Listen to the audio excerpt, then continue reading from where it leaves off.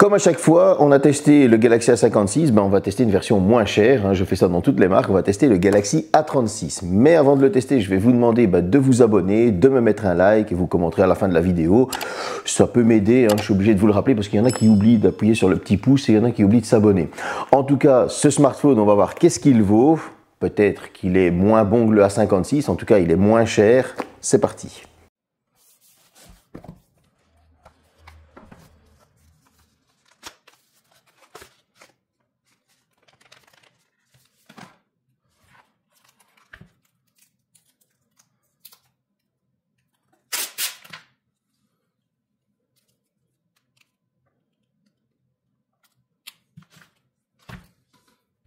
Le voici, le voilà, le Galaxy A36, très beau, avec de très jolis reflets et de très belles traces de doigts. J'ai beau le frotter, il y a des traces de doigts tout le temps.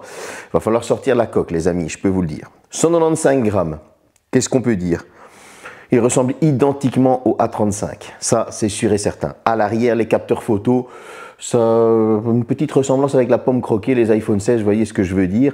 Mais sinon, en termes de qualité, bon, on est sur du Samsung, c'est irréprochable. On va retrouver des bords plats, des coins arrondis.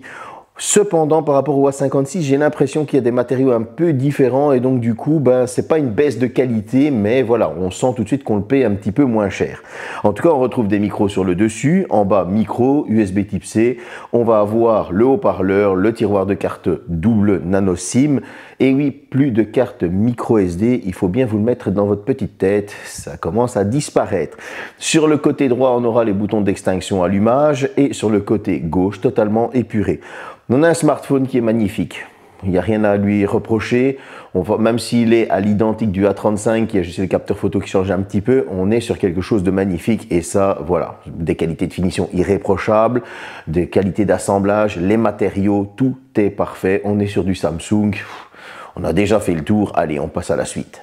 Et pour 195 grammes, qu'est-ce qu'on va retrouver? Il est quand même assez bien équipé, je trouve. Quoi qu'il y a une petite concession au niveau du Wi-Fi, on est sur du 6 et pas du 6E. On aurait aimé le 6E. Mais on a du Bluetooth 5.4 LE. Ça, c'est très bien. Vous allez avoir de la 5G, bien évidemment. Comme je le disais, double nano SIM, double eSIM. Ça, c'est très bien aussi. Vous allez avoir de l'IP67. Il peut être immergé à 1 mètre pendant 30 minutes. Vous allez avoir du Gorilla Glass Victus Plus pour la protection des verres de ce smartphone. Ça, c'est hyper important parce qu'on n'est jamais à l'abri de le faire tomber ou quoi, ou qu'est-ce, ou de le griffer. Bon, qu'est-ce que j'ai pensé de ce smartphone de la partie technique? En tout cas, au niveau du Bluetooth, il s'est connecté dans tous les véhicules que j'ai mis, qu'ils soient allemands ou français. Il n'y a pas eu de souci. Avec des écouteurs, j'avais une portée de 10-12 mètres. Je n'avais pas de grésillement, je n'avais pas de voix métallique. C'était assez clair. Au niveau de la captation 5G, il était à l'identique d'un Galaxy S25 Ultra. Donc, tout dépend de l'opérateur. Encore une fois, il captait très bien la 5G. Pas de souci. Au niveau des communications, oui, c'est important, c'est un téléphone. Je n'avais pas de problème. La personne à l'autre bout du fil avait un 15 Ultra de chez Xiaomi et un S25 Ultra. On a essayé 2 fois pour voir. Tout dépend aussi de comment vous captez le réseau. En tout cas, moi, j'entendais très bien sa voix. C'était très limpide. Et la personne au bout du fil m'a dit que les bruits environnants étaient assez bien atténués et on entendait très bien ma voix. Au niveau du Wi-Fi, les taux de téléchargement étaient à l'identique d'un Wi-Fi 6. Ici, j'étais au maximum de la ligne que pour la version Wi-Fi 6 parce que j'ai une version un peu plus haute en Wi-Fi. Et on était aux alentours de 500 MB, 580 MB. Au niveau de upload, sur ce Wi-Fi 6 de la maison, nous étions au maximum, c'est-à-dire 50 MB. Bref, il n'y avait pas de souci de ce côté-là. Côté haut-parleur, on est plus sur des médiums aigus que sur des basses. Je tiens à le préciser. Il y a une petite basse qui est présente, mais elle se fait assez timide. Voilà. Et en tout cas, le son n'est pas mauvais. Il est bien enveloppant. Il n'est pas déséquilibré. Vous allez être bien immergé dans vos films, vos séries, vos jeux vidéo, etc. Mais c'est vrai qu'il manque un petit peu de basse. Il faudra peut-être passer avec les écouteurs de ce côté-là. Un Super AMOLED de 6,7 pouces. Avec du 120 Hz. On va avoir une luminosité qui va de 1200 à 1900 nits. Bon. Une résolution de 2340 par 1080, c'est de la Full HD+. Bref, on a un chouette petit écran et il est bien calibré. On a des bonnes couleurs, on a une bonne luminosité. Vous allez pouvoir l'utiliser sans aucun problème dehors, quoique attention, il n'y a pas de traitement anti-reflet. Donc du coup, parfois il faudra peut-être se mettre un petit peu d'eau s'il y a le soleil qui tape pile dessus. Mais il est totalement lisible et il n'y a aucun problème de ce côté-là. Vous avez entendu 6,7 pouces, ouais, il est 0,1 pouce plus grand que son prédécesseur, le A35. Non, le téléphone n'est pas plus grand, mais on a été rogné sur les bords encore un petit peu pour vous offrir un plus grand écran. C'est plus de confort au niveau de la visibilité, plus de confort aussi quand on est en train de rechercher des choses, c'est sympa. En tout cas, cet écran, il n'est pas LTPO. Ouais, ça veut dire que vous allez avoir du 120 Hz ou du 60 Hz, mais c'est lui qui va gérer. Je vous conseille de le mettre en adaptatif, comme ça c'est lui qui gère. On sent aucune différence, franchement c'est très fluide au niveau du passage. Quand vous allez devoir commencer à naviguer, scroller ou faire glisser votre doigt plus vite, enfin je ne sais pas comment vous utilisez ça parce qu'il y en a qui râlent quand je dis des mots anglais, eh bien il n'y aura pas de souci. Bref, vous allez avoir un smartphone avec lequel vous allez pouvoir aller d'une application à une autre sans aucun souci, naviguer sur vos réseaux sociaux sans aucun problème, c'est hyper fluide. On a un écran qui honnêtement nous en met plein la vue, des noirs très profonds, forcément c'est du Super AMOLED, vous allez pouvoir regarder vos films, vos séries sans aucun souci, accompagné du son comme j'en parlais tout à l'heure. On a un écran qui fait bien son travail tout simplement. On est sur de l'Android 15 avec la surcouche One UI de chez Samsung, 6 ans de mise à jour, ça c'est très sympa. Mais là par contre on a une petite intelligence qui est un petit peu timide. Ouais, tout ce qui est à la productivité va être absent. J'entends par là que vous allez avoir l'effaceur d'objets, la retouche photo, vous allez pouvoir entourer les objets pour rechercher ce que c'est, ça il n'y a aucun problème. Mais par contre toute la partie productivité qu'on retrouve sur les Galaxy S les plus haut de gamme est absente. Bon, il faut quand même marquer le coup entre les deux gammes, c'est logique. Bon, on gagne une année de mise à jour supplémentaire, vous êtes tranquille jusqu'en 2031. Ça, c'est assez sympa. En tout cas, moi, j'ai pas ressenti de soucis de ce côté-là. Le One UI est très bien intégré. On va voir la suite. Pour les performances, on va retrouver un Snapdragon 6 Gen 3, un Adreno 710, 6 ou 8 Go de RAM en fonction du stockage que vous allez prendre, qui lui sera en UFS 2.2. Bon, si vous êtes un gamer, inutile de venir sur ce Galaxy A36, il faudra partir sur la concurrence qui offre des processeurs un peu plus puissants. Voilà, tout simplement. Ce n'est pas mauvais pour autant, je tiens à le préciser, pour ceux qui vont me dire tout de suite, ah oui, alors c'est que les performances sont mauvaises. Non, pas du tout. On est quand même sur un score à l'Antutu Bench qui va à 639 617 points, ce qui est franchement très honorable pour de l'entrée de milieu de gamme, mais ce ne sera pas fait pour les gamers purs. Ici, ça va convenir à pas mal de monde. J'en veux pour preuve. Si on est sur le Geekbench que j'affiche là, nous sommes sur un score de 1013 au simple cœur et un score de 2871 au multicœur. Ça veut dire que ça va faire tourner toutes les applications actuelles sans aucun souci, les réseaux sociaux, etc. Faire vos photos, il n'y aura pas de problème. Vous pourrez quand même faire un petit peu de jeu, j'en veux pour preuve, avec le score GPU de 2237 points. Qu'est-ce que j'ai pu faire tourner avec ces scores-là? On va le voir ensuite. Mais en tout cas, pour le commun des mortels, pour toute personne qui cherche un bon smartphone solide pour la durée dans le temps des 6 ans, justement, par exemple, des mises à jour, eh bien, ce Samsung va clairement faire son travail. Comme je le dis souvent, les performances, ce sont pour les gamers. Mais en tout cas, avec des scores tels qu'ils nous le proposent, ça va convenir à 95% des gens actuels, pour ceux qui font du réseau social, qui vont aller faire leurs petites photos en famille, téléphoner, SMS, messagerie, etc. Il n'y aura pas de problème, les mails, il n'y aura pas de problème, tout simplement. Mais si vous avez quand même envie de vous faire une petite partie, eh bien, figurez-vous que vous allez quand même pouvoir jouer avec ce smartphone, avec des graphismes un peu moins poussés, tout simplement. J'en veux pour preuve, j'ai joué à Asphalt 9, les temps de chargement sont très rapides, le jeu est beau, le jeu est fluide, on peut se faire de bonnes petites courses de voiture, il n'y a pas de problème. La deuxième preuve, c'est que j'ai pu jouer à du Genshin Impact, nous avions des graphismes qui étaient en faible, avec du 45 FPS, c'était quand même très fluide, c'était très beau, on pouvait jouer, on peut se faire un bon jeu d'aventure sans aucun souci, et tout ça avec une température, et ça je vais vous l'afficher là, de 56 degrés. Ça veut dire quand même qu'on a quand même une bonne température. Ce n'est pas non plus une température extrême, je tiens à le préciser. Certes, il y a des smartphones qui vous proposent des températures plus basses, c'est vrai, et c'est pour ça que je l'ai fait tourner en 30 fps, et là tout de suite la température était descendue à 49 degrés. On avait perdu 7 degrés. Bah oui, il faut bien se dire aussi que plus ça devient fluide, plus ça doit travailler. En tout cas, j'ai pu aussi me faire un bon petit jeu de guerre, et là on était sur du Fortnite, donc un petit battle royal. On avait des graphismes faibles, on avait des FPS à 30, parfois ils montaient à 36, 37, donc il en voulait un petit peu plus.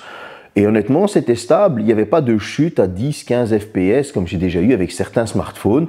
On peut se faire un bon Fortnite, comme on dit, un bon Battle Royale. Mais là, nous avions une température de 58 degrés. Donc, on n'est pas non plus à l'extrême, mais ça commence à chauffer un petit peu. Bref, vous avez un smartphone qui va convenir à tout le monde, avec lequel vous allez pouvoir faire une petite partie de temps en temps. Tous les jeux de base, Monopoly, Go, Clash Royale et ça, il n'y aura aucun souci. Moi, je prends toujours des gros jeux qui sont un peu plus lourds pour voir qu'est-ce qu'il est capable de faire. Mais en tout cas, pour l'utilisation de tous les jours, il n'y a aucun problème. La partie photo, elle est identique à la version du A35. Il n'y a rien qui change. On a perdu 1 mégapixel au frontal. Sinon, que dire? Elle est ni bonne ni mauvaise. Ouais, elle est correcte. Il n'y a rien à dire. Elle est juste satisfaisante. Elle fait son travail, tout simplement. J'en veux pour preuve que si vous voulez modifier vos photos sur PC, etc., ne venez pas me casser la tête à dire oui, mais sur PC, prenez alors un S25 Ultra. Voilà, je veux dire, on n'achète pas un smartphone entrée de gamme pour faire de la photographie. C'est logique. On achète un smartphone entrée de gamme pour être polyvalent, pour pouvoir nous convenir tous les jours, faire des photos si on travaille ou tout simplement si on a des petits souvenirs en famille ou si on n'a pas envie de claquer un budget énorme. Voilà pourquoi on le fait. Si maintenant vous voulez partir dans la photographie, parce que j'ai des abrutis qui viennent souvent me dire je suis photographe, quand on est photographe on prend un réflexe comme là, c'est un hybride qui est en train de me filmer, on prend un vrai réflexe où on change le canon, on ne prend pas un smartphone entrée de gamme, tout simplement. Après ce petit coup de gueule comme j'ai l'habitude de faire, nous allons donc partir sur le premier capteur qui est un 50 mégapixels, ouverture 1.8, un deuxième capteur 8 mégapixels, ouverture 2.2 ultra grand angle, un troisième capteur 5 mégapixels, ouverture 2.4 macro, et à l'avant, comme je le disais, un 12 mégapixels, ouverture 2.2. On a bien perdu 1 mégapixel. Qu'est-ce que j'ai pensé de cette partie photo? Elle est satisfaisante. Voilà, j'ai fini. Non, je déconne. Vous allez avoir une partie selfie et une partie portrait qui font bien le travail. On n'est pas trop lissé, pas trop dénaturé. Elle est correcte, elle est franchement, il n'y a rien à dire. Je vais pas dire franchement deux fois, mais elle fait de son travail tout simplement. On a une partie macro qui fait bien son travail, on a du détail, elle est assez colorée. Bon, il faisait pas super bon, il faisait gris, mais en tout cas, on a une bonne petite partie macro. La partie de nuit, elle suréclaire un petit peu la scène, tout simplement. J'ai remarqué qu'il y avait ça aussi sur la 56, souvenez-vous. Mais en tout cas, au final, elle n'est pas mauvaise, on n'a pas de couleur baveuse et ça, c'est un très bon point. Pour la partie zoom, vous allez avoir du zoom numérique jusqu'à x2. Arrêtez au zoom x4. N'allez pas plus loin parce qu'il est capable d'aller jusqu'au zoom x10. L'ultra grand angle est clairement passable, il n'y a pas de souci de ce côté-là. Le x1, il est bon. Le x2, il est encore très bon. Le x4, ça va encore. Il commence à avoir un petit peu de bruit dans l'image, mais ça va. Franchement, ça va avec le traitement et tout ça, il n'y a pas de problème. Quant au zoom x10, là, il y a trop de bruit dans l'image, c'est pas très propre. Arrêtez-vous au zoom x4, franchement, ce sera très très bien. Pour l'occasion, c'était Avalash, mon abonné, à qui j'ai prêté le téléphone, qui est parti faire la partie photo. Parce qu'il était à Troll et Légende, comme chaque année. Et voilà, les clichés sont franchement bons. Il fait bien son travail, il n'y a pas de souci. Le traitement photo est assez rapide. Donc voilà, on a une bonne petite partie photo. Il a filmé en 1080p au format vertical. Et comme vous pouvez le voir, on est sur quelque chose d'assez stable, d'assez fluide. Il n'y a pas de traînée dans l'image. On est sur quelque chose de très bien. C'est pas mauvais du tout. C'était du 1080p 60 fps. Que demander de plus? Pour ceux qui filment, on a de la 4K 30 fps et franchement, elle n'est pas mauvaise du tout. Elle fait très bien son travail. Les couleurs ne sont pas dénaturées. On est sur quelque chose d'assez bon. Bref, comme on va dire la lignée de ce test, on est sur un smartphone qui va convenir à 95% des personnes qui ne veulent pas dépenser trop cher dans un smartphone, qui veulent un bon smartphone qui tient dans le temps, qui va faire de bonnes photos sur lesquelles on peut poser sur les réseaux sociaux, tout simplement, des souvenirs de famille, etc. Il n'y aura pas de problème de ce côté-là. On va aller voir l'autonomie maintenant. Bon. Coup de gueule oblige, nous sommes sur une batterie de 5000 mAh. Je sais, la concurrence offre du 5800, 5500, 6000, 10 000, 15 000, 20 000, 30 000, bref. Je le sais, inutile encore de me répéter les mêmes choses dans les commentaires. Un NC4, vous allez finir bloqué, je tiens à le dire. De même que celui-ci accepte la charge de 45 watts, Je sais, la concurrence offre du 60, quoique j'ai vu aussi la concurrence maintenant qui a baissé un petit peu, comme chez Poco ou chez Redmi, on retrouve maintenant aussi du 45 watts. Mais je sais, sinon je vais voir vous bloquer, ça devient usant de chaque fois lire les mêmes choses. Franchement, c'est surtout que je vous réponds à tous et ça devient usant. Voilà, donc ça c'était le petit coup de gueule. À côté de ça, on a bien cette batterie de 5000 mAh avec une charge maximum de 45 watts qui va le charger en plus ou moins 59 minutes. Ouais, donc ça c'est très bien. Ça, franchement, ça fait le taf. L'autre côté, où là c'est un petit peu moins bien, c'est qu'il aura tenu 13h17 minutes à mon utilisation. Ça fait peu. Ouais, j'ai remarqué que ça faisait un petit peu peu. À mon utilisation, voilà, c'était un petit peu limite. Ça veut dire que 7h du matin débranché à 100%, vers le coup des 20h30, ben, il a fallu lui remettre un petit coup de boost, sinon il n'allait pas tenir le plus parce qu'il me restait que 10%. Ça c'était limite. Cependant, à l'utilisation d'Avalage qui m'a fait les photos, merci à lui, on était à une utilisation un peu plus longue. Et en utilisation plus modérée, nous sommes aux alentours des 29 heures. On n'est pas encore à la journée et demie.